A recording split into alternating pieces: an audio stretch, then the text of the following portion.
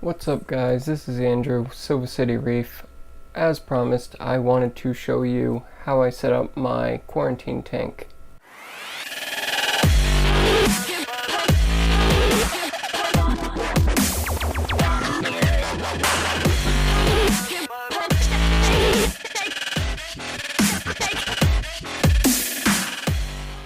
So, let's start off with why you need a quarantine tank.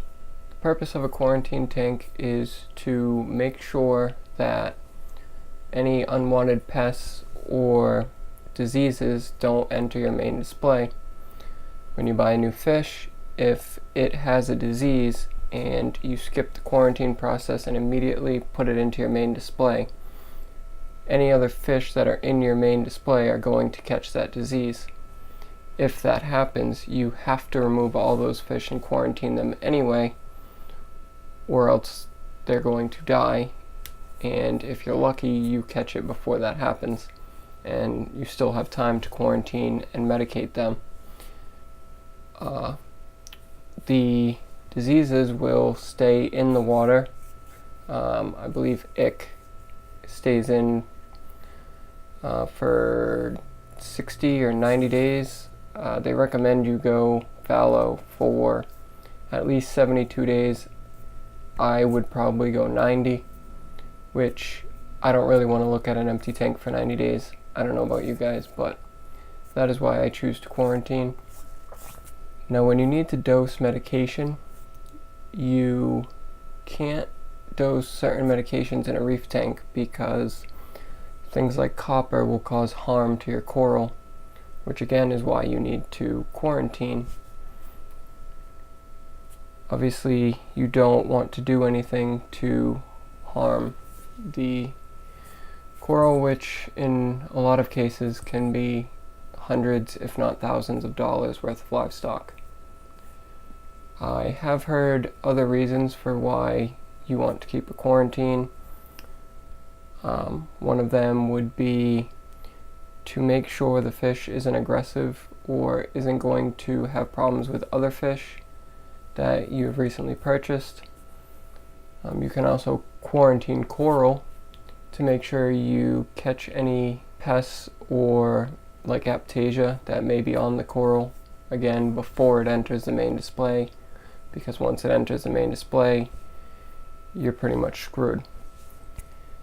So, now that you know why you should quarantine, let's go over what you need to set up a basic quarantine tank. Now, this is a fish quarantine that you're looking at now. I will be setting up a small, I think a 10-gallon, just for new frags. Obviously, you don't want to add a large amount of frags at one time, especially my system is only 40 gallons, so the smaller it is, the more of an impact multiple livestock additions is going to have. So this is a 20-gallon high, 20-gallon standard tank. This I've had since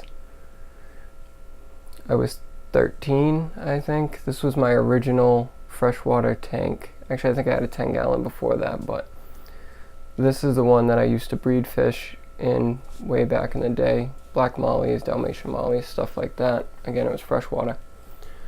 So I was going to use this as my sump on the 40 breeder, but I was given a 29 and decided that suited my needs a little bit better because it gave me an extra 12 inches in length.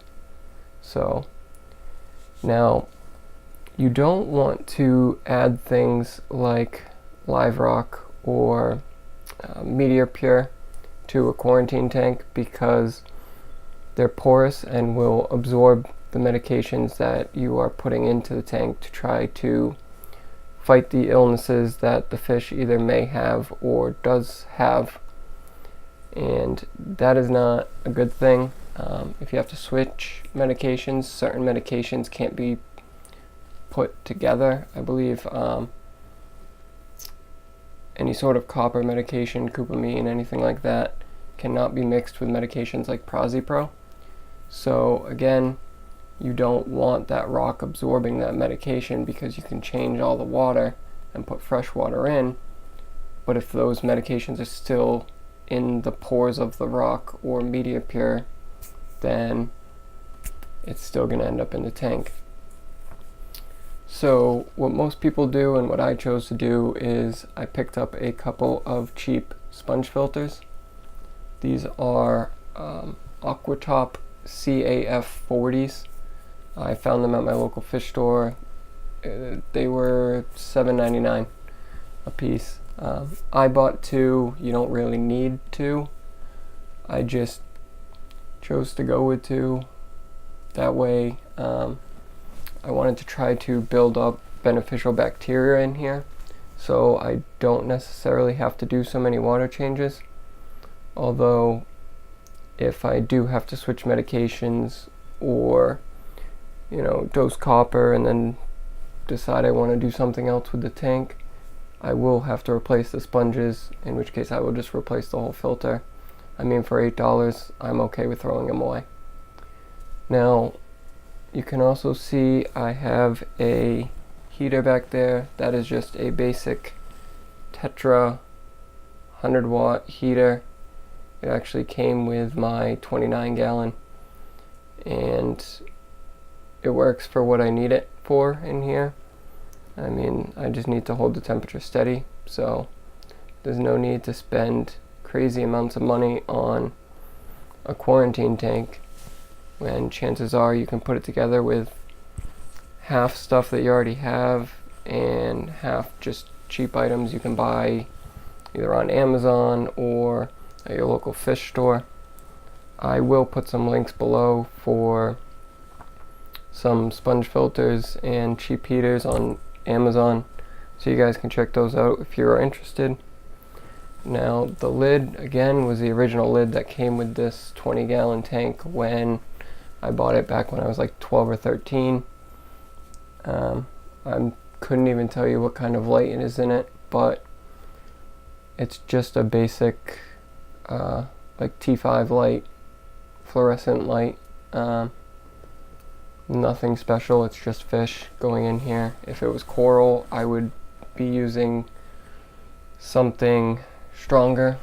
For me personally, I have Hydra 26s on my main display, and I would like to keep the quarantine for coral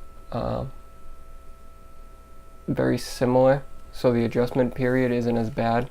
So I'd probably use something like an AI Prime on the coral quarantine. Now, I also added a hang off the back filter. Again, that came with the 29-gallon.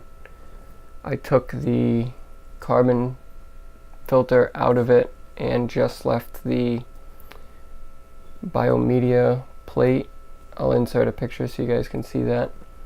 It's just supposed to be a place for the bacteria to rest and do its job. I also threw some pieces of Aquamesh fine in there just to kind of sift out the smaller particles.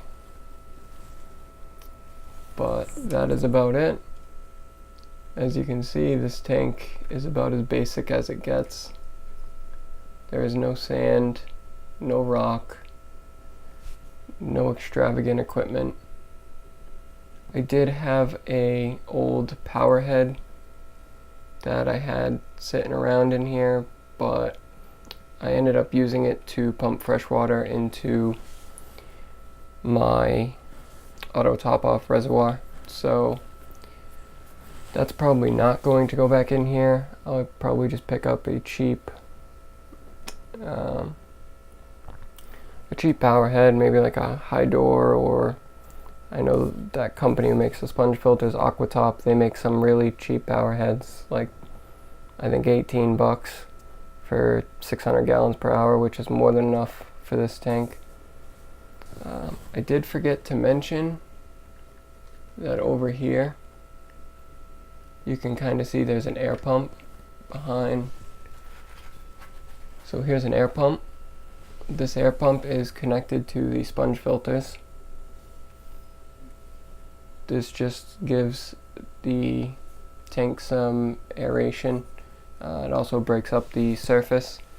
of the water so the cycle can do what it needs to do and the oxygen can rise up and out of the tank. Now, that is a dual line air pump. It is connected to a dual input, dual output control valve that is clipped on the back. Let me see if I can get you a shot of that. As you can see, there is the valve, and I just adjusted it down to where it's just slow bubbles.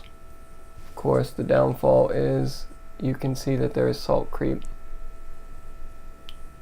all over the back of the tank from the bubbles coming up and popping and the water splashing, but that's alright.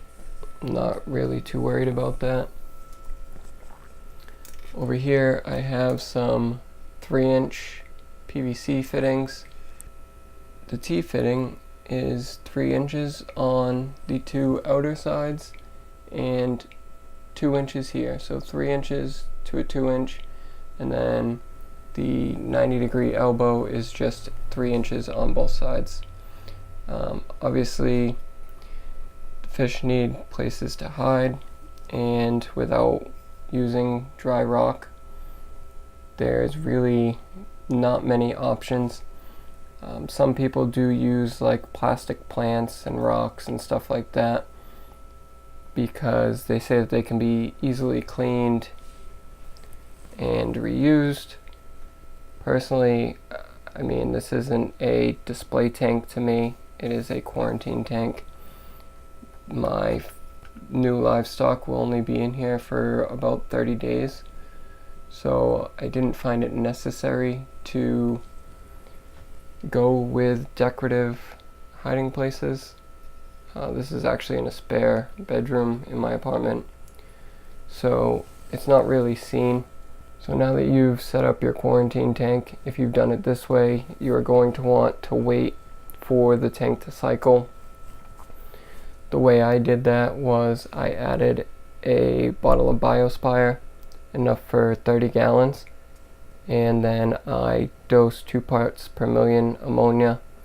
I used the Dr. Tim's ammonia chloride, which recommends 1 milliliter per 20 gallons, and that will give you 2 parts per million ammonia. So I dosed it and I tested it for the next 3 days until it reached 0. I then dosed it again and waited for it to reach 0, and I then dosed it for a 3rd time and waited for it to reach 0. At that point, I checked the nitrites and waited for those to come down, and that brings me to where I am right now. I will test the ammonia and nitrite and nitrate levels, and then I will dose ammonia again if the nitrite is at 0.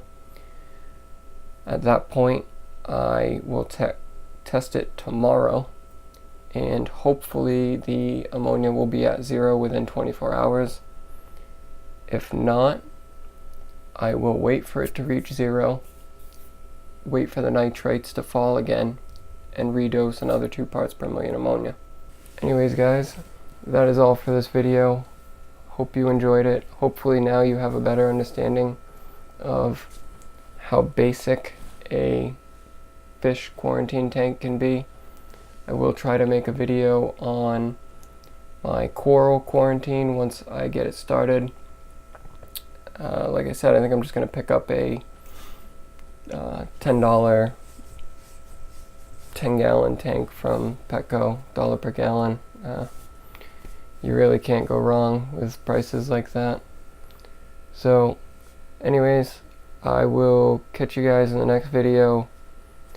Keep reefing, keep doing what you love, and be sure to like and subscribe to be notified of all new content that I put out. Also, follow me on Instagram at SilverCityReef. I also just created a Facebook page and 2 groups. One is Ask Silver City Reef, where you can go and ask questions, answer questions, share your experiences with certain equipment or methods, and conversate with the community. I also created one that is Reef Gear BST or Reef Gear Buy Sell Trade. This group is for hobbyists only, where you can go and sell used, unwanted, or unneeded equipment, or you can trade, or you can buy. There are some rules to these pages. Be sure to read those before asking to join or posting anything, but I would love to start building those communities. So I appreciate all the support,